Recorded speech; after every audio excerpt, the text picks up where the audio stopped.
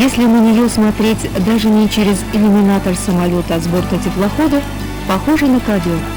Не оригинальное сравнение, почти всем приходящее на ум, но иной, более эффектный и точный образ, пожалуй, не подобрать. Тайга в самом деле похожа на толстый, теплый, уютный ковер, узор которого плавными переходами цвета и линий напоминает хантыйские мотивы. Сине-зеленые разливы таежных просторов, коричнево-серые пятна болот, разбросанные ожерелья речушек и протоков, внутри которых нет-нет, да блеснет жемчужная бусина солнца. Такова Егорская земля, древняя и богатая, как вся Сибирь-матушка. В столице Егории Ханты-Мансийске мы, как участники 7-го международного фестиваля телевизионных программ «Спасти и сохранить», второй раз. В прошлом году он проводился осенью. На этот раз организаторы фестиваля решили дополнить осенние краски телевизионного марафона летней палитрой и июньским теплом, что, в общем-то, удалось.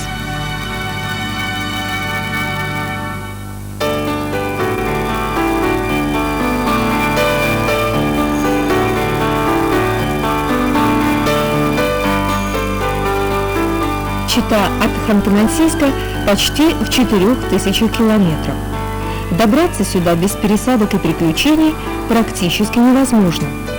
Поэтому мы не удивились, что волею судьбы нам предстояло 2 дня провести в Новосибирске. Не удивились и даже обрадовались. Когда нам еще удастся поработать в столице Сибири, а тут еще возможность побывать в ее самых интересных точках. Наш земляк Сергей Филатов любезно согласился помочь нам в знакомстве с главным городом Сибири.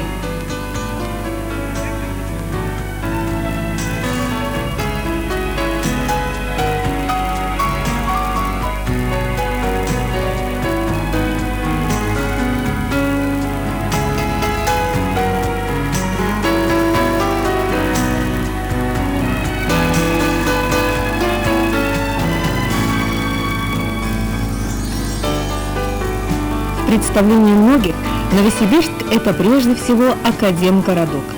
Поэтому в первую очередь мы поехали именно туда, в центр сибирской науки. Академгородок – это огромный естественный парк. Научные учреждения и институты, проспекты и коттеджи нисколько не нарушают его великолепие. Здесь все продумано его создателями.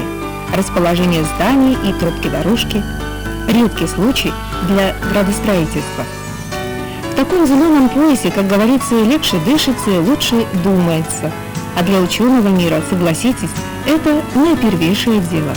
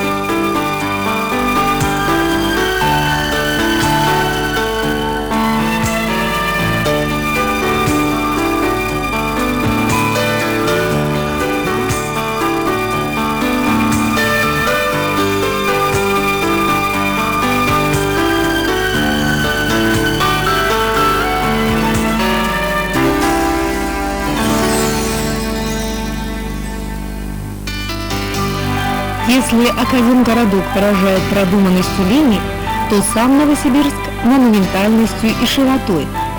До 1917 года, не имея ранга даже уездного города и нося имя Новониколаевска, он в последующие десятилетия по строительству и населению обогнал все города Сибири. И сегодня это современный центр, равного которому нет от Урала до Тихого океана.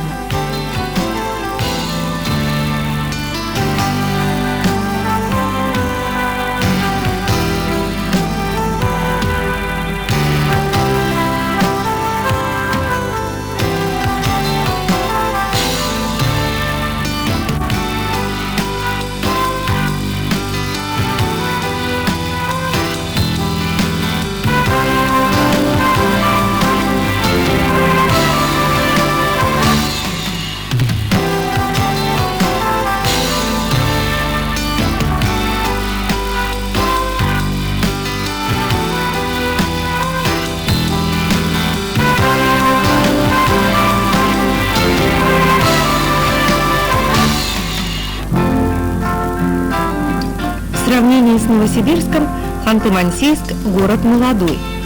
Ему всего 265 лет. Являясь неформальным центром нефтедобытчиков, он быстро и красиво обустраивается. Современная архитектура – его главная черта. Здесь почти нет старых зданий. Новые поражают изысканностью форм и полетом фантазии. В одном из таких ультрасовременных сооружений и состоялось открытие фестиваля.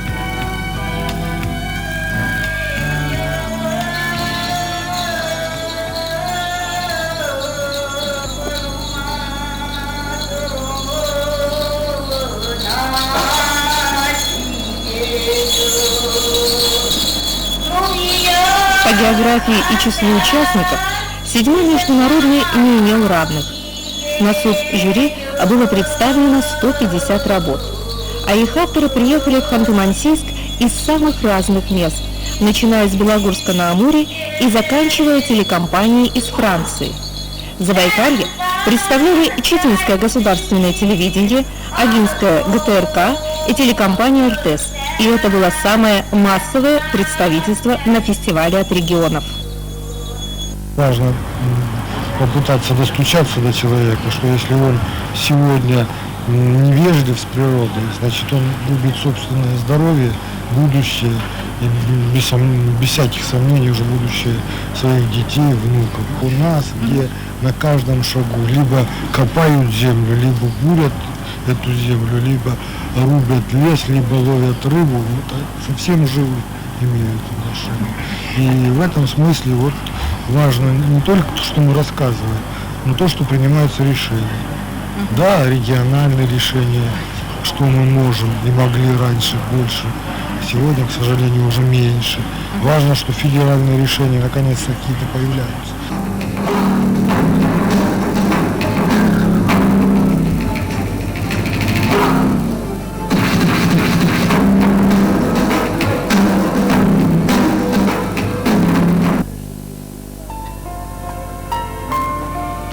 Открытие фестиваля – это начало работы, а она в первую очередь заключалась в проведении мастер-классов, обсуждении наболевших проблем экологической журналистики, во встречах с ведущими мастерами пера и микрофона.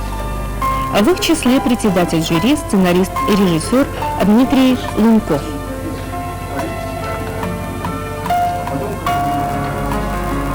Директор фестиваля «Зеленый взгляд» из Петербурга Елена Титова, кинорежиссер Владислав Немировский и другие. В беседах с ними приоткрывались секреты создания экологических фильмов, анализировались основные удачи и недостатки сценарного и режиссерского искусства, пути поиска тем и многое другое.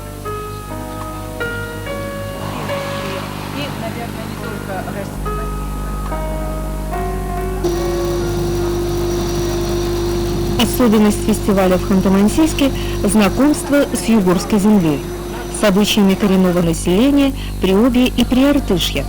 В прошлом году мы побывали в поселке Нялино, а на этот раз, проплыв на теплоходе почти 4 часа, нам предстояло знакомство еще с одним населенным пунктом, поселком Кышик. Свои объятия Кышик взял! Поэтому не зря, наверное, традиционным уже стало проведение. Кышик – один из старейших поселков округа. Главное занятие хантов здесь – рыболовство. Поэтому и встречали они нас по-рыбацки, весело и хлебосольно. Мы зажигаем костер в честь богини.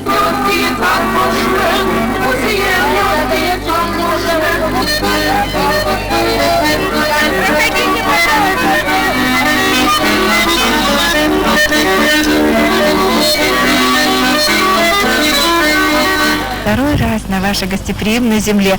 А вот как поживают наши деревца в Нялино, наша аллея? Ну, во-первых, очень приятно, что во второй, я думаю, эта уже традиция будет всегда сохраняться и множиться, наверное, в плане вот творческого.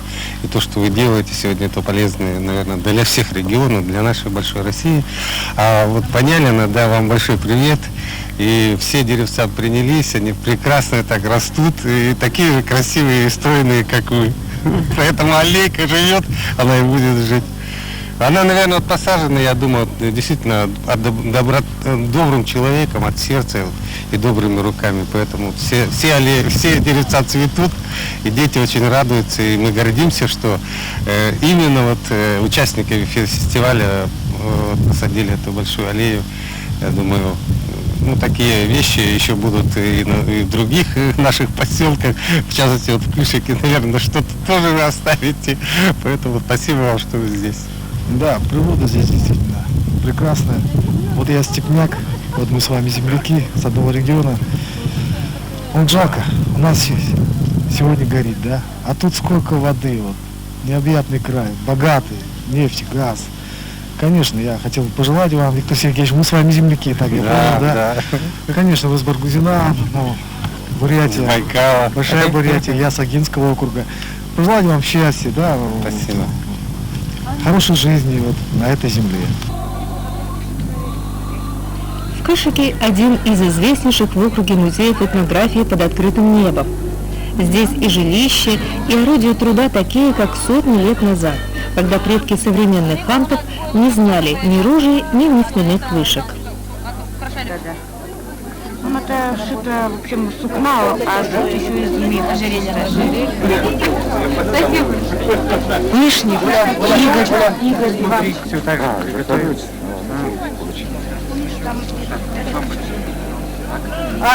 Живу на стойбище в лесу, занимаюсь оленеводством. Приезжаю зимой и летом на соревнования или так.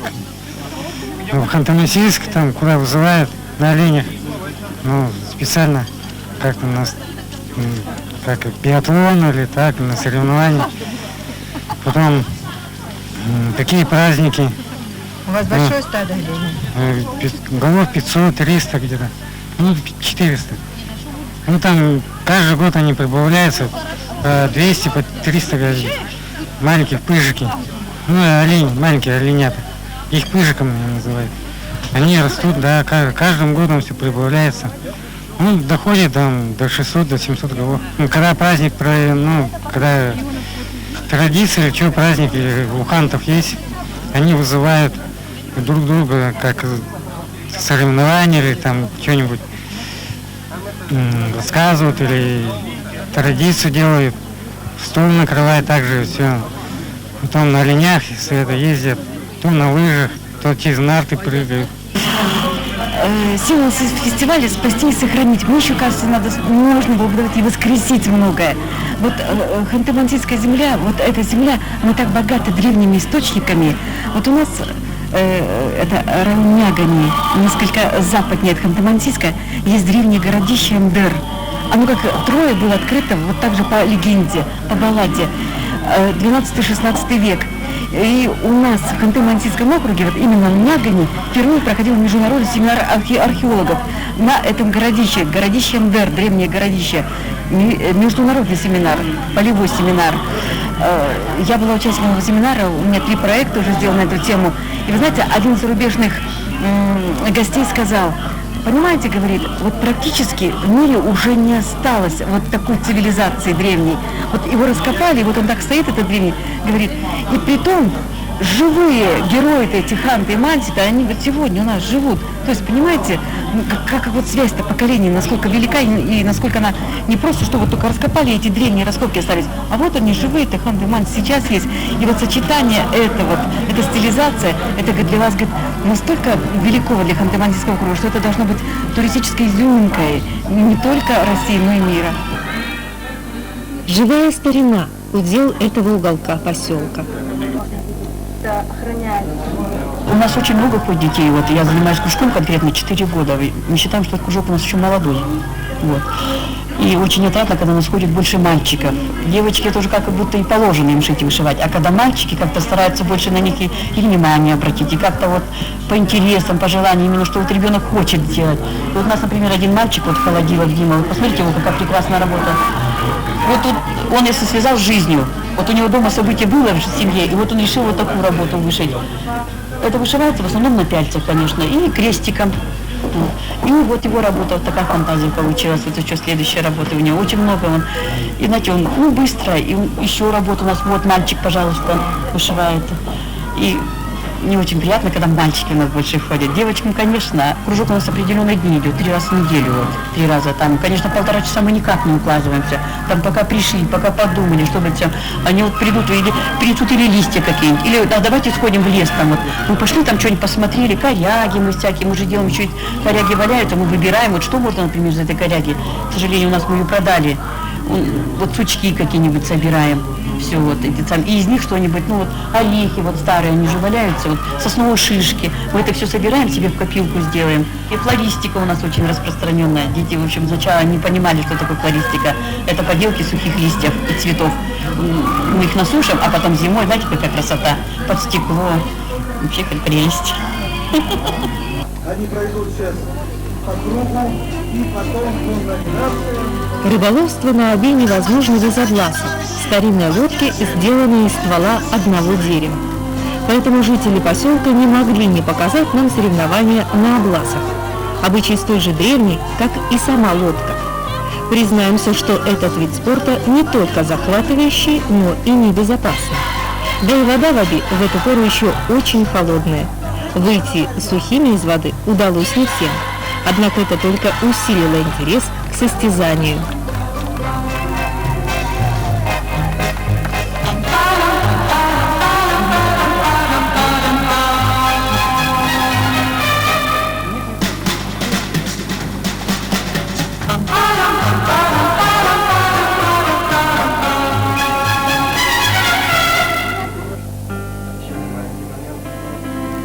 Фестиваль – это не только учеба, знакомство, но и неожиданные встречи.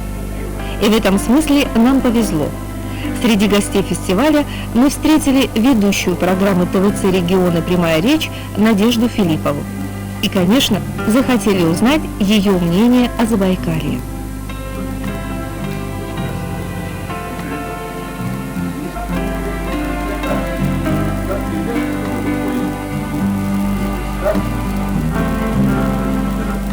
Надя, как ведущая программы региона «Прямая речь», у вас приходят фильмы, передачи с разных регионов России. Какое впечатление у вас оставил наш край, Забайкалье? Самое роскошное. Я никогда в жизни не была ни в Забайкалье, ни в Читинской области, и поэтому представление об этом крае имею только по вашим фильмам. И всякий раз, когда фильмы ваши приходят к нам в редакцию, первое, что я делаю, я все дела отставляю, отбрасываю и сажусь в тихой, спокойной обстановке, смотрю от начала до конца. Я называю эти фильмы релаксацией, потому что, с одной стороны, там очень много познавательной стороны, да, очень много рассказывается всяких интересных вещей, а второй момент, они же красивые необыкновенно, потому что природа забайкальская красивая, потому что там есть что показывать, там есть куда смотреть, на что смотреть. Поэтому я такой хорошей белой завистью завидую вашей творческой группе, что вы имеете возможность ходить, бродить по этим рекам, лесам, полям и так далее, и вот все это снимать и все видеть. И я думаю, что вот благодаря именно вашим программам, вашим фильмам, которые идут на федеральном московском канале, и вся страна знает, что такое Читинская область, и видит, и знакомится и с проблемами, и с красотой края, уникального края. И буду надеяться, что мы дальше будем сотрудничать, снимайте фильмы, присылайте, мы будем их обязательно показывать. Спасибо.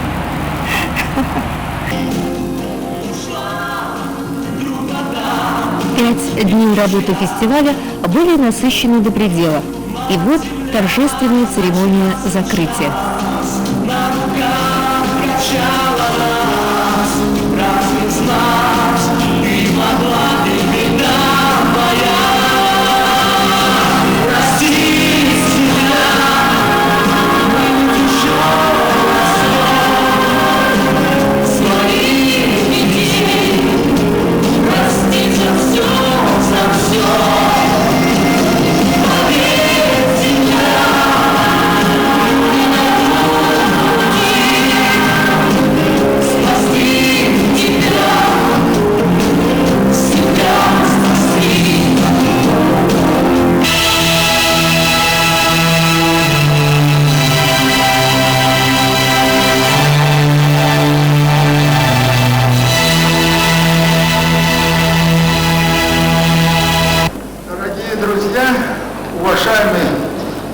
Александр Васильевич, вот и пришел тот момент, которым завершается любой фестиваль.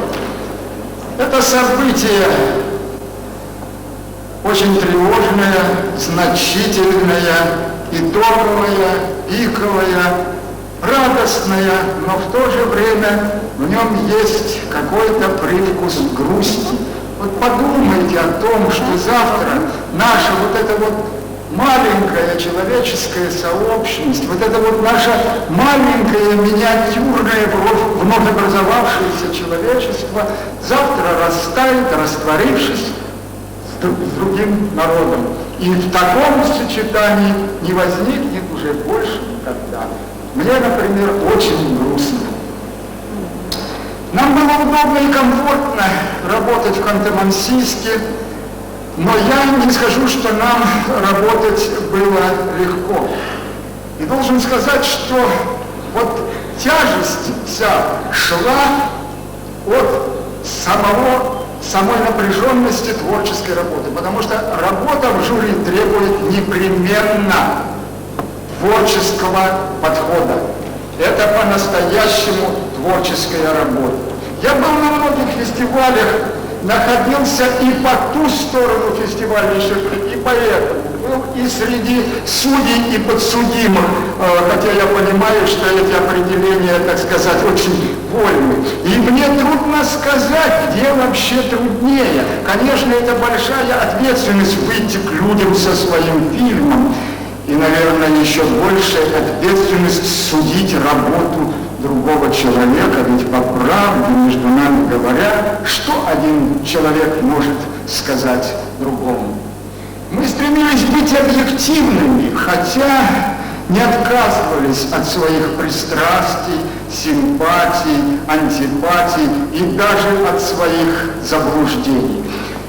И поэтому наше решение – это версия, одна из возможных версий этого фестиваля. И вы так на это решение не смотрите и не расстраивайтесь, если что-то будет вас расстраивать. Завтра мы поменяемся местами. Завтра кто-то другой будет судить работы и примет другое решение. Наше решение принимали достаточно трудно. И наше решение уже нам не принадлежит. И поэтому мы можем смотреть на него как бы со стороны. И вот мне кажется, что нам удалось правильно распорядиться своими полномочиями. Во всяком случае, наше решение не злое, не оголтелое, не категоричное, оно достаточно взвешенное и спокойное. Мы не были среди тех, кому на 7-м международном были вручены дипломы победителей, хотя наши фильмы «Тайны Чикокана», «Свет» и «Тени медного полдня» получили положительный отзыв жюри. Что ж, удача каждый год не приходит, зато среди тех, кто удостоился чести быть в числе призеров, наши соседи, коллеги из Якутска и Амурской области. А это, согласитесь, уже приятно. Региональное телевидение держит марку.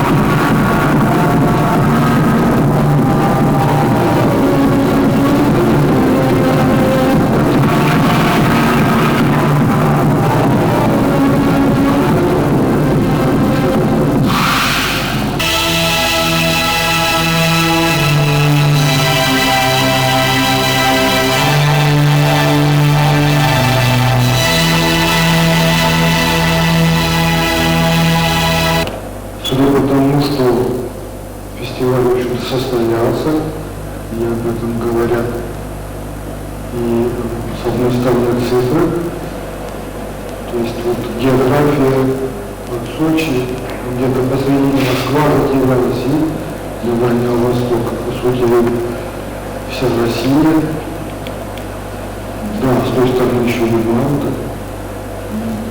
И вообще мнение о том, что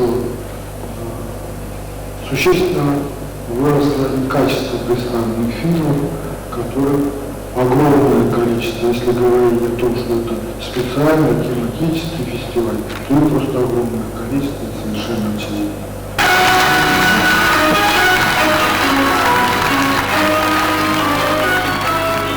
Как ни грустно, все проходит. Прошел и 7-й международный телевизионный экологический фестиваль. Мы благодарны ему за белые ночи, за новых друзей, за песни у костра, за возможность пообщаться. Прощай, 7-й, да здравствует 8-й, международный, телевизионный, экологический. До новых встреч, спасатели и хранители. Мы обязательно встретимся ровно через год, когда душа вновь позовет в этот удивительный край возрожденной Югры. Приезжайте! До новых встреч! Будьте счастливы!